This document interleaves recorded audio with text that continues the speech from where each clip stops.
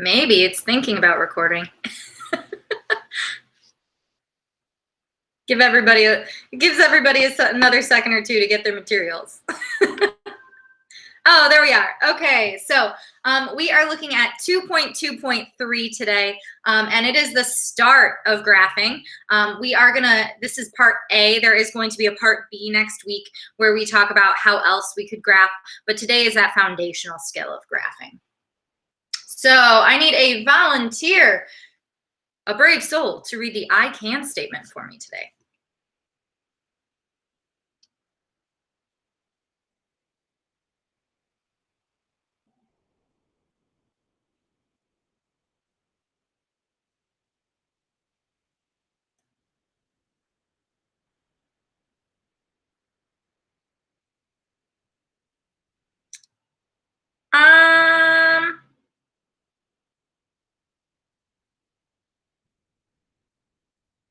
Connor.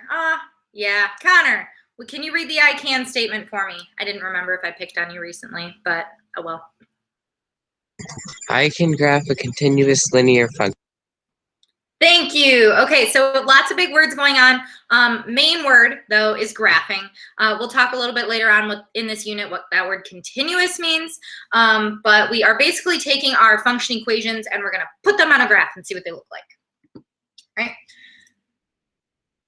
So to get us thinking about graphing, I want to do, you may have done some of these with like your middle school teachers or something. I want you to think which one does not belong out of these four. Now I'm going to give you like a minute to try and brainstorm. Remember, there are no wrong answers. So each one of these graphs is a little bit different. There are all valid reasons why they might not belong in this case. So don't feel like your answer is not right. There are no wrong answers. I am going to call on some people to explain why they did that. And when I call on you and you explain, I'm going to ask that you try and use mathematic vocabulary as much as you can. So think about some of those math terms. There are no wrong answers about this, Zane. Maybe in life there are wrong answers, but not about this, which one doesn't belong. And then you can choose more than one. So if you think like two don't belong in this, sure, go for it. The other thing, we are going to label, I cannot talk today. We are going to label these as if they are quadrants in the coordinate plane. So our coordinate plane, remember to label our quadrants, you kind of do like a C for coordinate plane. So the first one starts in the upper right and we label them with Roman numerals. So this one would be quadrant 1. And then we follow the C. This one is quadrant 2. This one's quadrant 3. And this one's quadrant 4. Okay, so take a moment, decide 1, 2, 3, or 4, which one doesn't belong and why.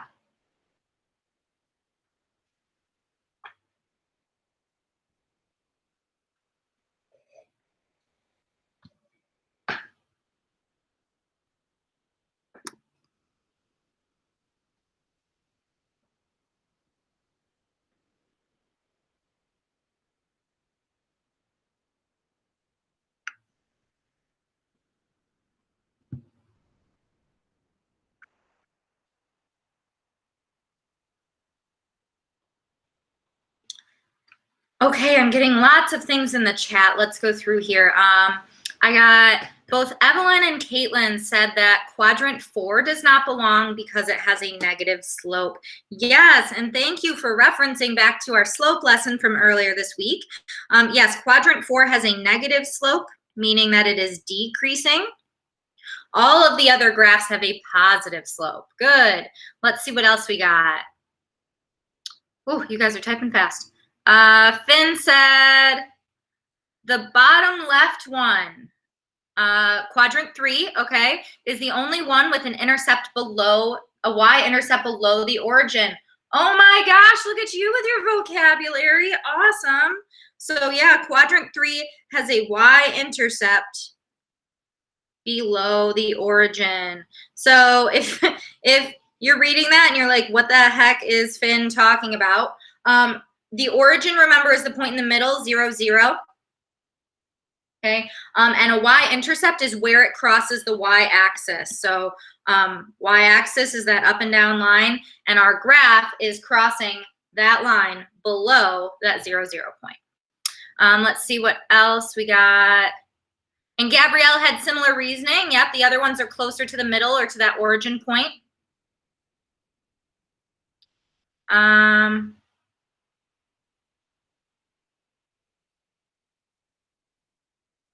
Zane, you said quadrant 1 because the other 3 are in the same square.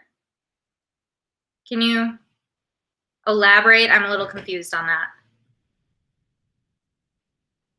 Oh.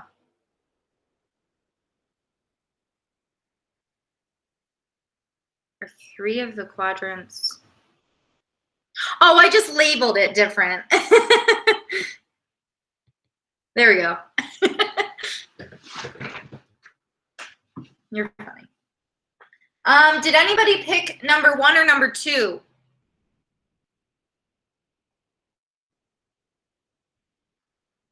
Lots of 3s and 4s, which I agree with.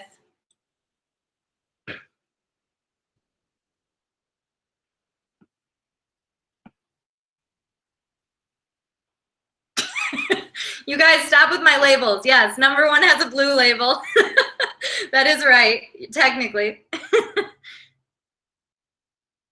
Oh, I like it. Yeah, this one, if we look right here, this one goes straight through the origin. That's the only one that goes directly through that middle point.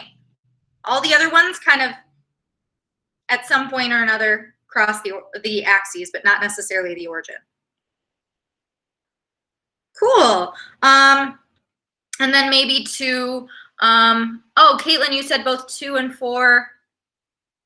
Why did you think 2?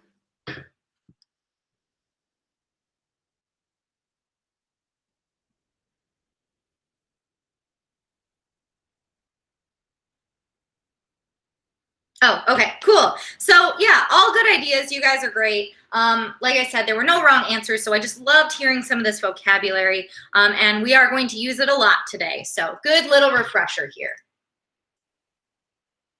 Let's get some of the vocab out of the way.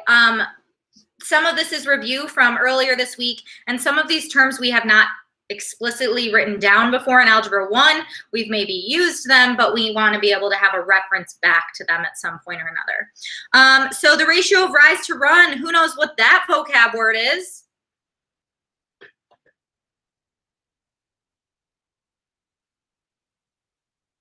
What is rise over run? What is that? Yeah, thank you, Kaylin. It's slope. That was our big lesson from earlier this week. And we said slope we could also refer to as rate of change.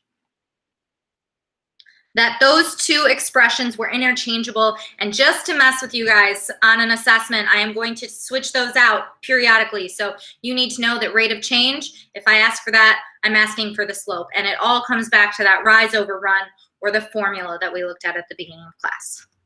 Okay, then we have 2 new ones that we haven't ever written down in algebra before. The first one is where a graph crosses the y-axis. So remember, our y-axis is the vertical axis on the coordinate plane, or the one that goes straight up and down.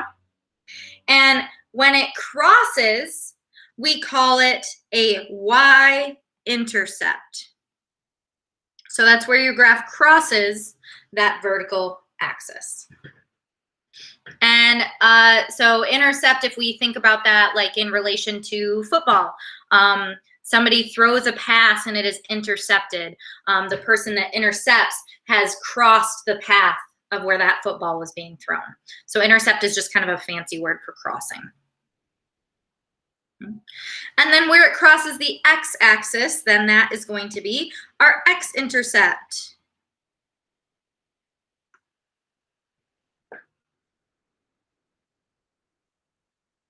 Okay, then this last one, I know when we started graphing, on that very first day, we started talking about slopes and graphs, and everybody started rattling off this formula that somewhere at some point, one of your math teachers did a great job and made you all memorize it. This has a specific name to it, though. Okay, the specific name of this form is slope Slope-Intercept Form. And I'm going to be honest with you, it's because mathematicians are not very creative when it comes to naming things. Our slope, we're going to see in a moment, our slope and our y-intercept are very easily seen in this equation. So they just said slope-intercept form. Sure, that works. And this is one of 3 forms that we're going to see this unit, and they all have different advantages and disadvantages. This one specifically, its advantage is that it makes it easy to graph, which is what we're doing today. All right, I'll give everybody like 15 seconds, make sure that they have the important stuff on this slide written down, and then we will move on.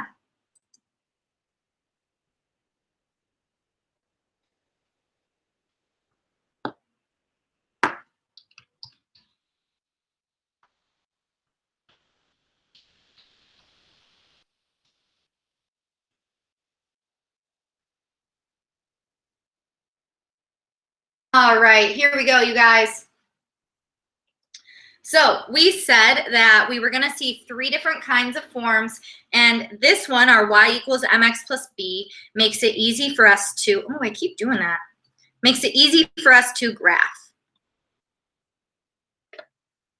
That's because we can see 2 things very easily when we have an equation in this form, and I've pointed them out to you. The first thing we can see is the slope. We always represent slope with a variable m, and in our slope-intercept form, it's going to be the one that's right next to the x. And then the second thing we can see very easily is the y-intercept, and we always use a b to represent the y-intercept, and that's going to be like the constant or the regular number that you see in this equation form. And then why are these helpful to us? Well, they tell us how to plot our points and how to move when we're graphing.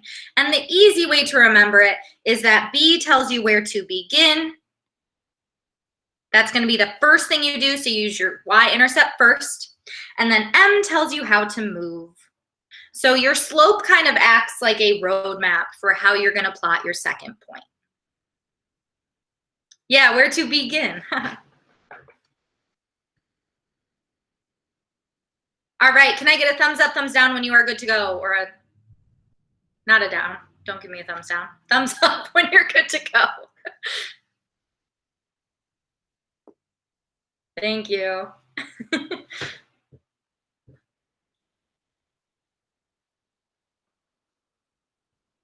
As a reminder, if I go too fast, this will be up at the end of the day, so don't feel like too stressed out. You can come back and look at the notes later if you missed something. Awesome. Lots of thumbs up emojis. Thumbs up emoji. Activate. Cool. All right. Let's get down to the nitty gritty here. When we're graphing, the first thing you're going to want to do until we get really good at this is to pick out the slope and the y-intercept. And so we know we have our formula y equals mx plus b. And we said our m is our slope and our b is our y-intercept. So we're going to look for those values first.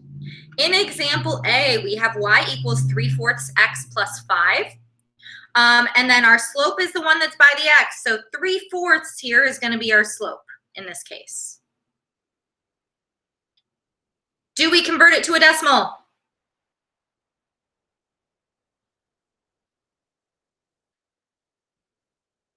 Thank you, guys. Absolutely not. Leave it as a fraction. We're going to actually change things to fractions today because they help us, all right? And then our y-intercept, that's the regular number at the end or the constant in your slope-intercept form. So our y-intercept here is going to be 5.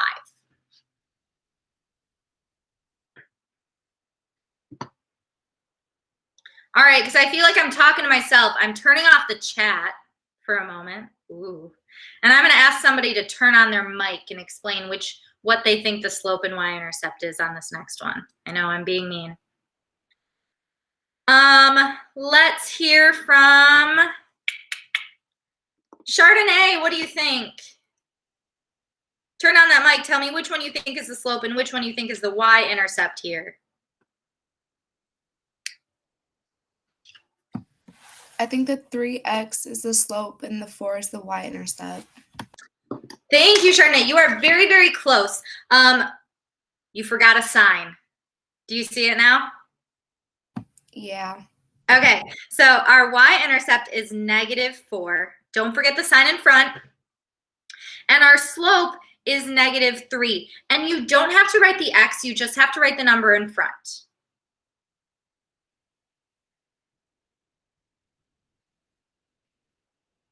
But we don't, for our slope, we always need a fraction. So I'm not going to actually leave it as -3. I need to rewrite -3 as a fraction. Does anybody know how I could do that?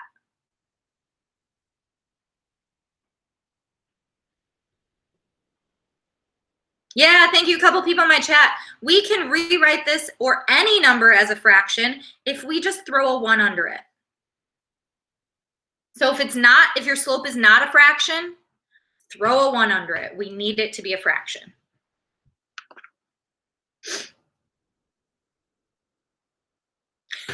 I know we hate fractions and they're scary looking. When we're graphing though, we need to have a fraction every time and it'll become clear. I'll talk about what would happen if we didn't change it. When we get to actually plotting points here, it'll become clear why I did what I did, I promise. I'm not just a crazy person that loves fractions. Well, maybe a little bit. All right, let's look at C. C, we have y equals 9. Ooh, that's weird. Okay, there's only one number here. We know that the slope is the one by the x. Do we have any x's here, guys? Nope. So if there are no x's, our slope is just 0. And if we think back to our first lesson about slope, remember 0 slope is our straight line or our horizontal line. And we said the easy way to remember that was like if you were on a roller coaster, if you were skiing, that'd be 0 fun. So our line is going to look something like this. Then our y-intercept is the constant or the regular number, which we do have here. So our y-intercept would be 9.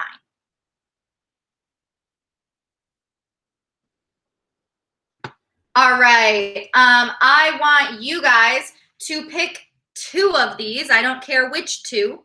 And I want you to write the slope and the y-intercept down, and then I'm going to call on some people. And I'm turning off the chat because I'm going to make you guys talk.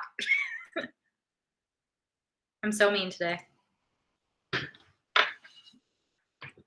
Right? You're picking 2 of them. I don't care which 2. And you're finding the slope and the y-intercept. And I'll even write it down our formula here.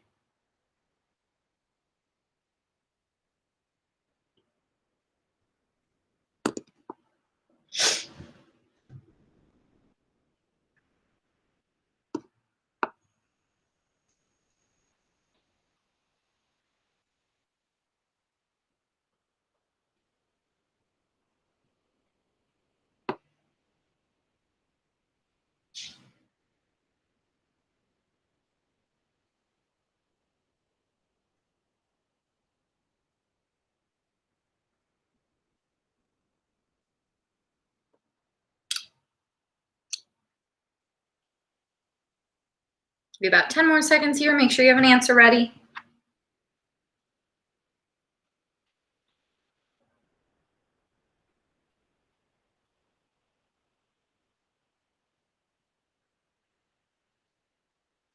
Adelphine, let's hear from you. Give me one of the problems you did and what you think the slope and y-intercept are. You just turn on your mic and talk. I did D. You did D? Yeah. Okay, what did you get as the slope? 8/1. Good. Yay, thank you for making that into a fraction. And 6. Yeah, awesome job. Thank you, Adelphine. You can turn off your mic.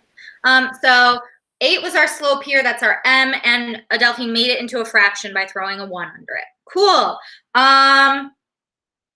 Let's hear from Gabrielle. You give me a problem and what you got. The second one, and the slope is 1/2, and the y-intercept is -7. Ooh, good job remembering the negative. Thank you, ma'am. All right, then I will do this last one because it's weird. Remember, f of x is the same as y, so I could really rewrite this if I want, if that f of x is freaking me out like that. Okay. Our slope is always the one by the x. So in our last, or the coefficient by the x, I shouldn't say the one. That's not good terminology, Ms. Carr. In our last frame, we didn't have an x. That's why we put 0. Here, we do have an x. It just looks a little bit funky because there's no number in front of it. Or is there? Ah, Caitlin's cracked the code. Yes, there's an invisible 1 here. So our slope would be -1. And I love that you even turn it into a fraction without me asking. -1/1. And then our y-intercept. Now here, we don't have a regular number. We don't have a constant. So since that time the y-intercept doesn't exist, we're just going to put 0 there. And we could rewrite this if it's bugging us. We could put a +0 here so we could see that the 0 is the y-intercept. All right, it seems like you guys pretty much got this down pat, so we are going to actually start graphing here. Let's go over our steps of graphing. So we're all starting on the same page when we get going. First thing you're going to want to do is start with the y-intercept. So you'll always start with that. And we kind of talked about this on a previous slide, but we want to reiterate it. And remember, this is the b. So you're always going to start with the b value. And we even said that little funny thing to help us remember, b is where you begin. Once we plot our y-intercept, then you're going to use your slope to guide you to the next point.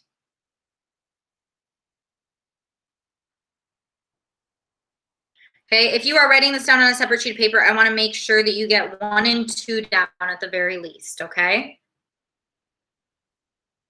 And we can do this as many times as we want. We can keep using the slope and plotting more points. Ideally, you want to get at least 3 points on your graph, but you only need 2. You cannot plot, or you cannot graph a line with just 1 point though, unfortunately. Okay, and then our very last step, we have to have an actual line. So after we've plotted all these points, we gotta connect the dots, and you're gonna draw a line through all of the points you plotted.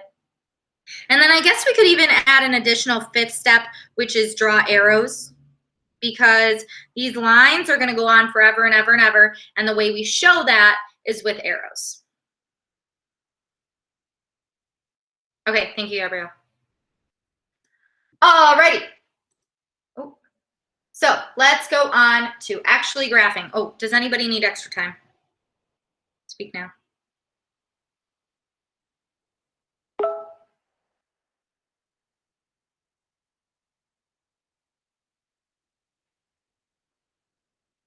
Okay, cool. So we're gonna actually start graphing here. Woo! The best part. First thing, until we get really good at this, I want us to actually write down what the slope and the y-intercept are. So we're going to take a moment and actually write out, oh my goodness, I keep doing that. Stop it, Ms. Carr. We're going to take a moment and actually write out that m equals what m equals and what b equals. Emery, what's m and b in this first example?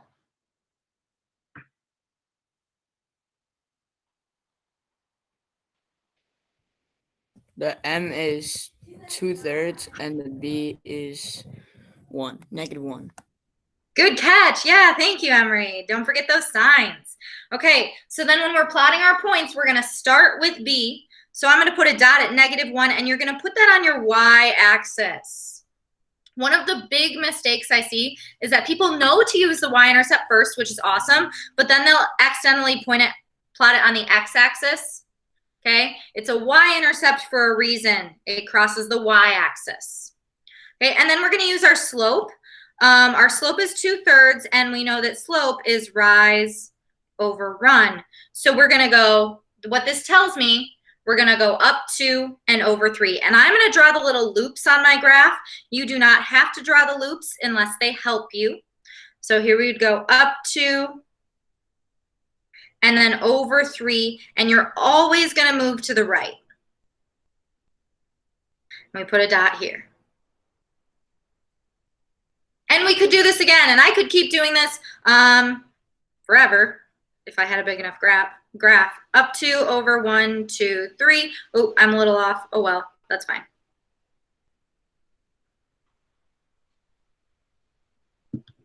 And then our last step here, once we have all our dots, we're going to connect them. So here we go. I'm not that great at this. Hopefully it works out okay. Hey, that's pretty good. And we have our graph.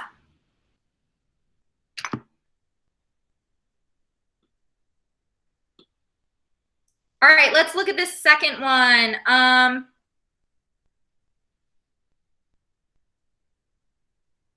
should have. Okay. All right, let's hear from Finn. What do you think? What's our slope and y-intercept?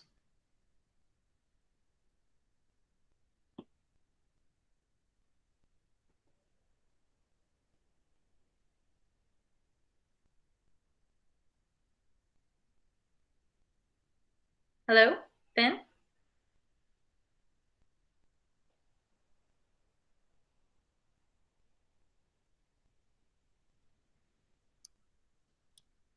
Hello?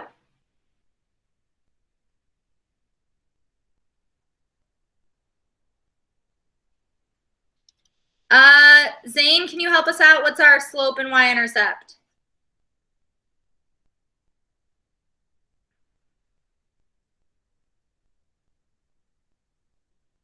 I know I'm being mean. I just always feel like I'm talking to myself.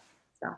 The slope is negative 4 over 1, and the y-intercept is 4. Cool. Killing it. All right, so we got our slope and y-intercept. We are going to start with our y-intercept of 4.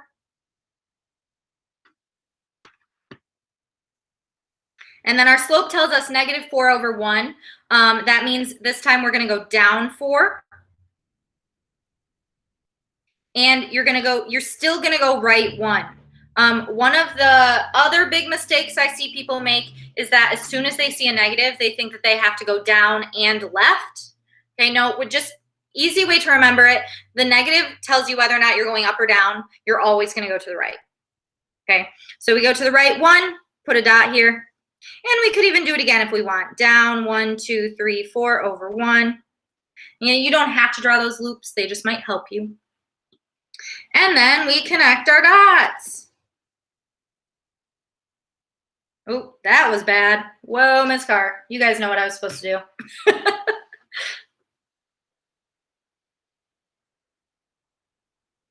Yeah, I got that, Finn. That's okay. That's why I called on Zane. All right. So what I want you guys to, were there any questions before we go on? Because you guys are going to try one in a minute.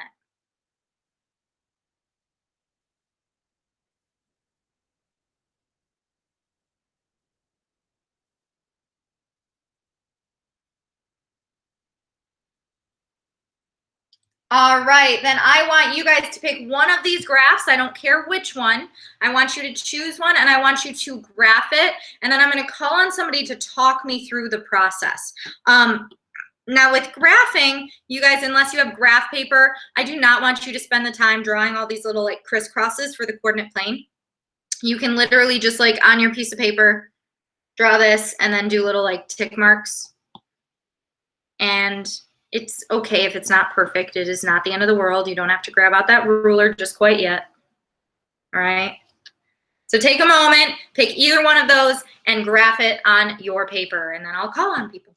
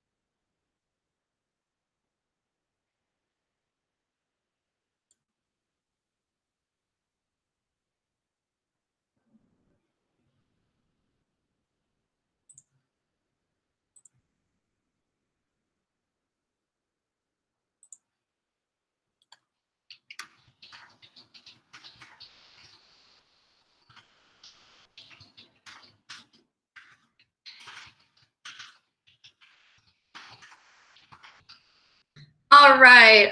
Let's hear from Evelyn. I haven't heard from you in a minute. It is not cruel. Let's turn on your mic and tell me which one you did and then talk me through your process. I did number 5. Okay. The slope would be -1/3. And the Awesome. y-intercept would be +2. Good. So then I went on the graph. I placed the dot on the, I can't talk, sorry, on +2. And then I went down 1 and over 3. Beautifully said, Evelyn. Thank you. So we go down 1 over 3. Awesome. And then at the very end here, we gotta connect our dots. So let's see, test my skills here again. Let's see if I can do better this time. A little better, not great.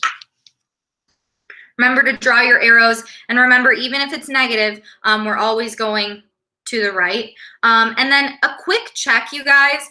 We know our slope is supposed to be negative.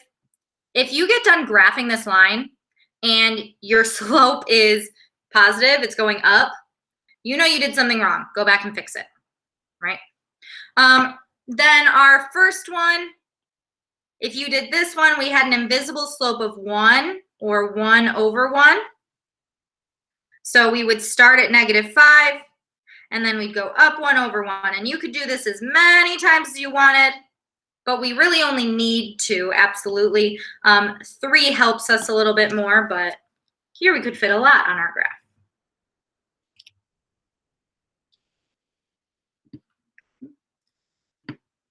What questions do we have? I'll turn on the chat if you got questions here.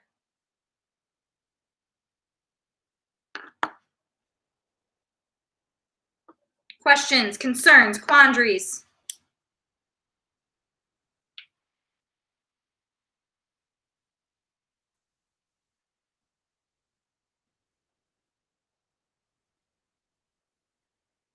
All right, then I'm going to stop our recording here.